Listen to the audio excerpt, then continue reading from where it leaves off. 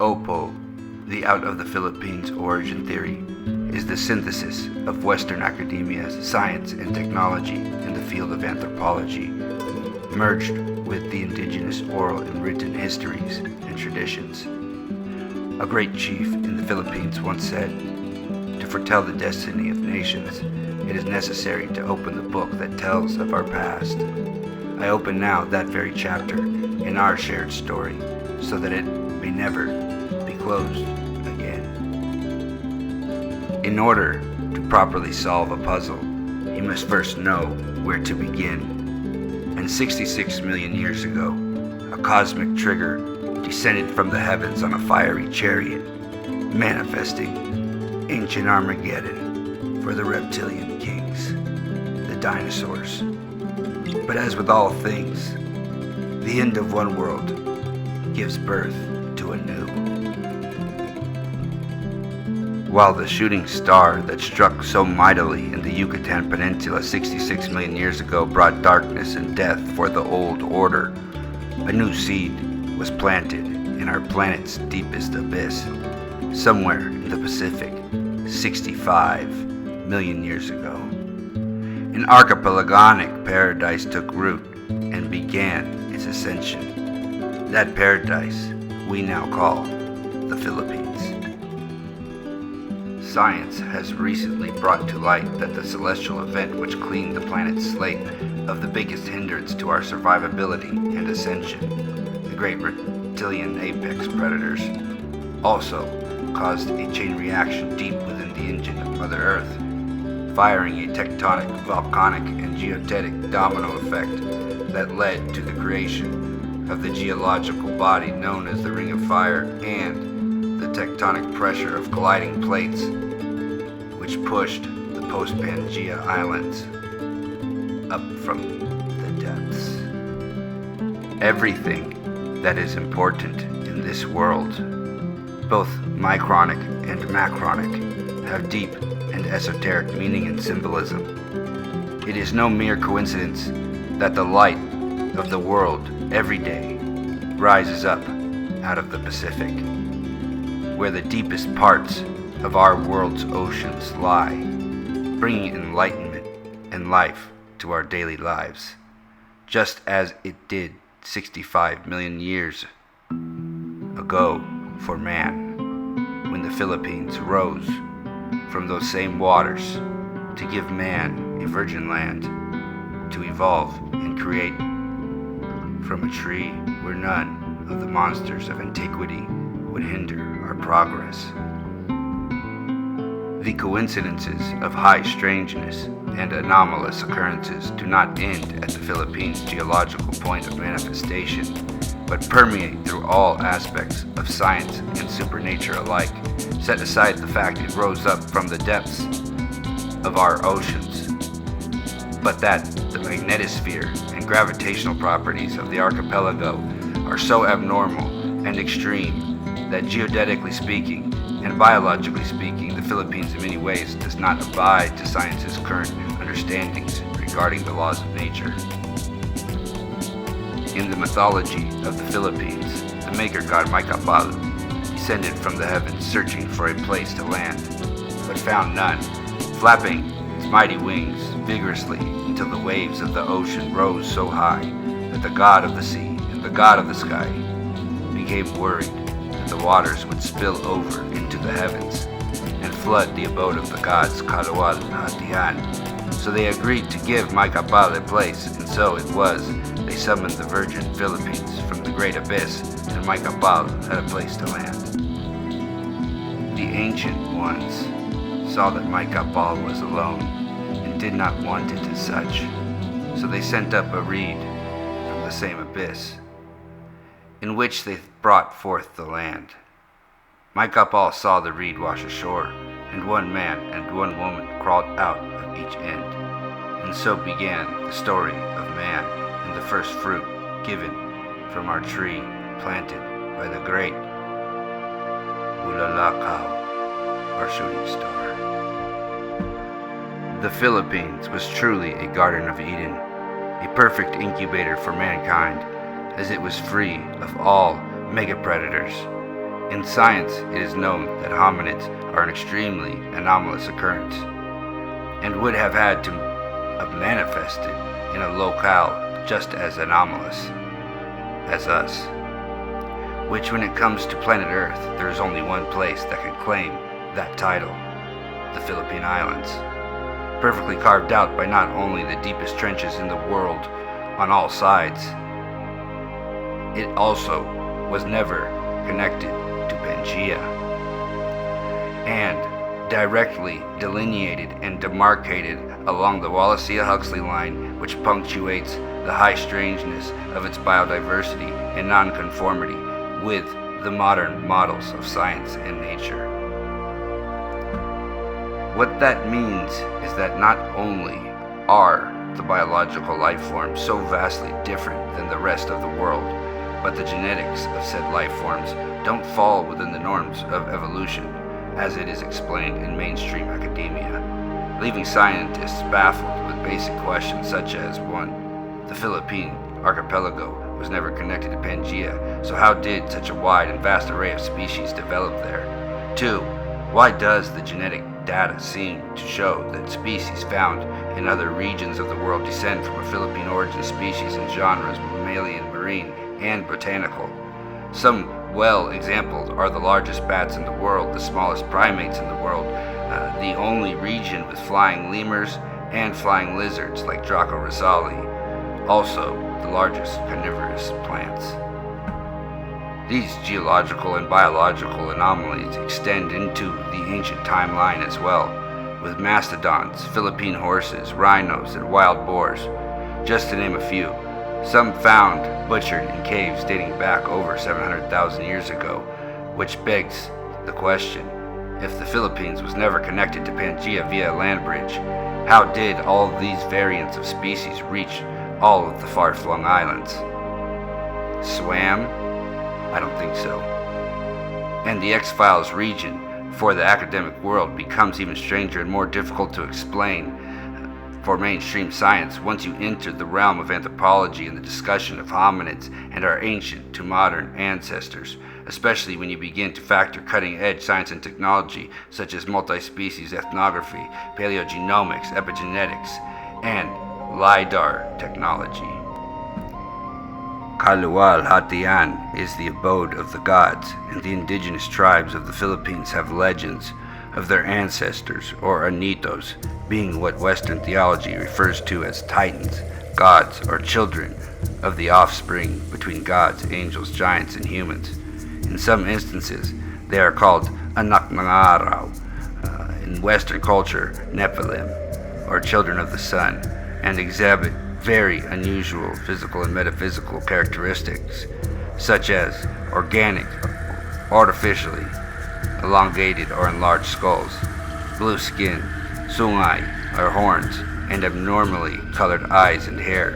Interestingly enough, this is one of those curious intersections where indigenous wisdom and modern science intersect, which in the most comprehensive study ever performed on the indigenous tribes of the Philippines, evidenced that Filipinos have the highest level of living ancient ancestor hominid genetic material in the world today by a large amount.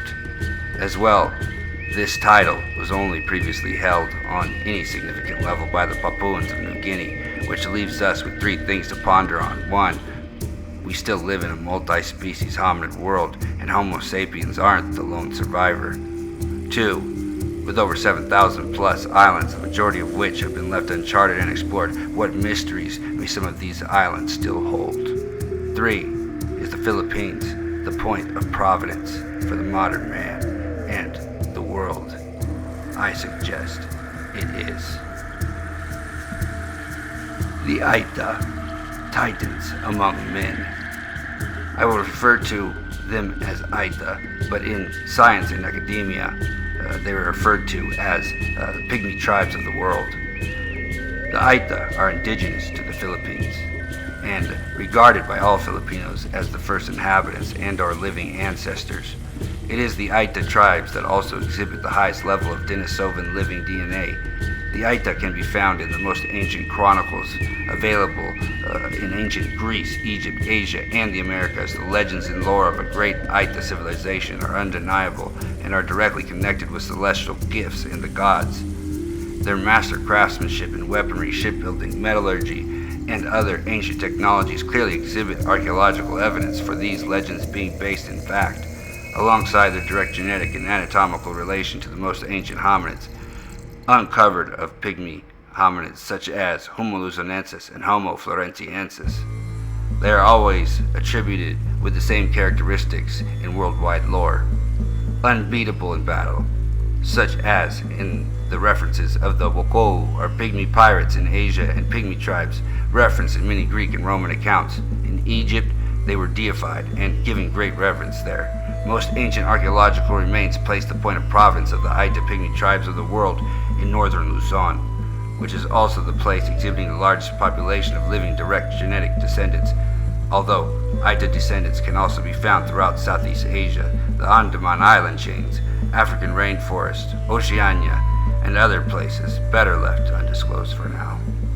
The Aita or Ati, which means the original people or the ancestor people, I believe not only are living legends, but hold many secrets to our ancient past and preserve connections to the hidden others. In the oral traditions of our northern First Nations Kabuni'an, the Maker God created many types of anthropomorphic beings here in the Philippines. Some were made during the night, some were made during the day, some were made from animal parts, and some others from natural elements. Some stayed pure, and others were bred and created with the blood of the gods. And all of these differing factors led to the vast differentiation in physical attributes reflected in hominids today.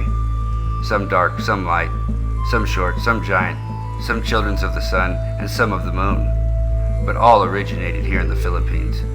It is only when some of those tribes betrayed or pestered Kabuni'an relentlessly that they were expelled from the island Garden Archipelago, and they tell us that those are now the people of other islands that left the Philippines long ago, some going east, some going west, usually tribes with other tribes, as each had their own specialty craft that would help the others survive. The other tribes that came to anger Kabuni'an either hid out in the garden or caverns found throughout the archipelago, and are still here to this very day. Any others were so loved by Kabuni'an, the Maker God, that he has cared for them here on his secret islands until this very day. Kabuni'an so loved the children of the gods, in which he cared for in the garden, that he taught and gave to them technologies and teachings of the gods so that they would progress and develop culture, art, craft, and enrichment throughout everyday life, teaching the children of the garden metallurgy, writing, agriculture, weaponry, shipbuilding, and gunsmithing, which according to the most ancient Philippine historical accounts originated here, a technology handed down by Kabuni'an. While modern academia teaches the savage Indian narrative, both here and in the Americas, it couldn't be more flawed or further from the truth. One of the greatest examples of indigenous oral traditions matching with modern Western science and technology is this account of master craft shipbuilding. When the Spanish arrived in the Philippines from their newly established colony Nueva España in the Americas, the accounts of their Italian and Portuguese chroniclers stated repeatedly that they were astonished at the Filipinos' advanced technologies and how they were more superior than their own, illustrating and accounting for their ships that sailed like birds upon the sea with precision, and how they had mounted cannons as well as the cities of renown within the islands were mounted with refined armories, cannoneers, and walls, and many of the inhabitants of prestige carried personal firearms. The refined metallurgy in many different metals left them in amazement, and the medicinal healers were far superior and sought after than their own. Indigenous Filipino have an ancient oral tradition about a great flood, which caused many of Kabuni'an's creations and children to perish, although those that he loved the most, that he had gave the gifts of technology to, survived. as they had already journeyed out of Kalual-Hatian, or the abode of the gods, to all of the other regions of the antediluvian world. And those that stayed with Kabunian in the mountains did as well survive, as the great flood did not reach those heights. And in those traditions it is said that they were able to go from mountain top to mountain top on flying drums that flamed and thundered to reach other survivors. And it is those that they bred with to give new life to the post-deluge world. The ancient wisdom of our ancestors is validated once again with modern science and technology, showing that the younger Dryas meteor impacts not only cause tsunamis, but a great rise in sea level due to warming and glacial melts, but also with the most recent genetic research, which distinctly places the point of origin of both an ancient antediluvian and post-deluge migration in the Philippine Islands and spreading out in all directions. A great example is in tracing of haplogroup B, in which all recent studies have shown its place of origin within the northern tribes of Luzon, such as the Kankanay, Igorots, Aita, and Kalinga cultural ethnic groups. The descendants and subtypes of this particular haplogroup B can be found all the way in the most ancient tribes, as far as you can sail, north, west, east, and south, all the way through the Pacific and Indian island chains, into the great rainforests of the Amazon and beyond. It is my great honor that I have been ingratiated with the time, knowledge, and wisdom of the great ancestors, elders, and peoples of the past, present, and future of my place of providence, the primero paraíso in the world, the island archipelago of the Philippines, as well as being able to obtain the prestigious degrees of Western institutions and universities in the United States of America in both humanities and anthropology, which has allowed me to perform ethnographic and anthropological research within the First Nations peoples of the Philippines, merging indigenous knowledge with the Western sciences to create a more complete and true picture of our shared story on this beautiful planet we call Earth. My name is Charles Augustus Markham III. I'm an anthropologist here in the Philippines. This is OPO, the Out of the Philippines Origin Theory. I would like to say thank you for watching, for listening. Please don't forget to like, share, subscribe, comment with any questions. I have hours of information regarding this topic, but unfortunately, as we all know, time is of the essence, and I had to shorten much of it to keep it within a reasonable length. Once again, thank you. Maraming salamat po sa inyong lahat. Muchísimos gracias, mis amigos. At encantado. Ingat kayo lagi. Good night. Good luck. Buen camino.